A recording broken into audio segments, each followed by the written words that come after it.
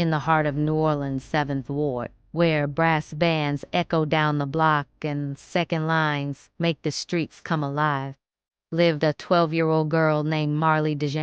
She wasn't like most kids. While others played ball in the street or chased the ice cream trucks, Marlene would sit on her grandmother's porch with a sketch pad and a dream.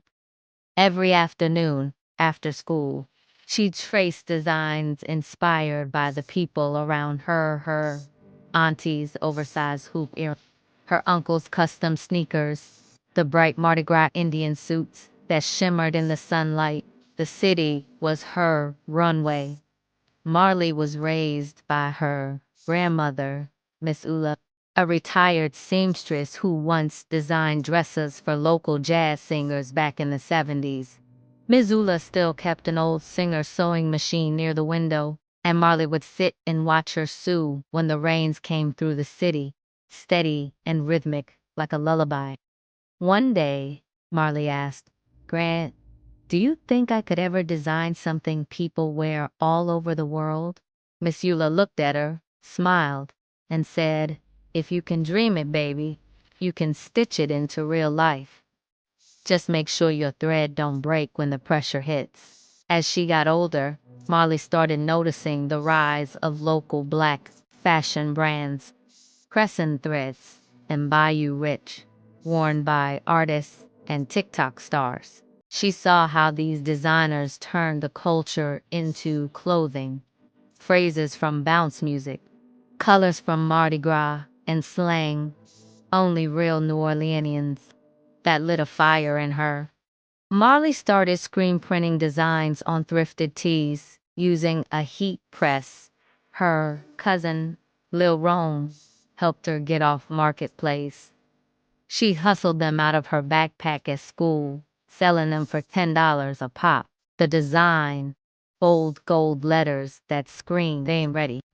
One night, Marley uploaded a video of her printing shirts in her backyard, showing how she came up with the phrase and what it meant to her community.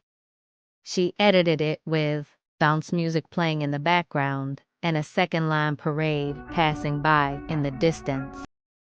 The caption read, "From NOLA with love. We don't break, we rebuild." Within hours, the video exploded. Influencers reposted it, celebrities wore her shirt, and orders came flooding in literally thousands in one night. The concept went viral on TikTok, Instagram, and even got picked up by a feature in Essence magazine titled, "Young Queen from NOLA Turns Pain into Power Through Fashion."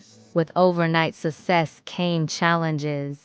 Marley was only 17 and suddenly had manufacturers calling, interview requests, and folks trying to buy her out.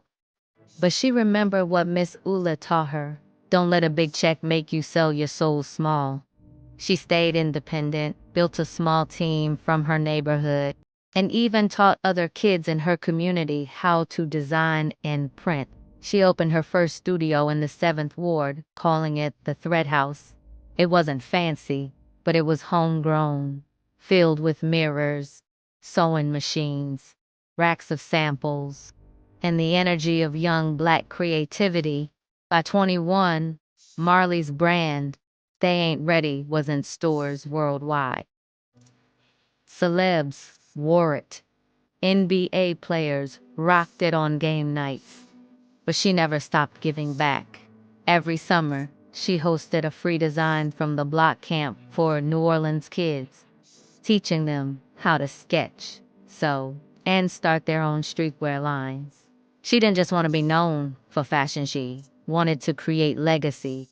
One day, during an interview on national TV, the host asked her, "Marley, when did you know you made it?"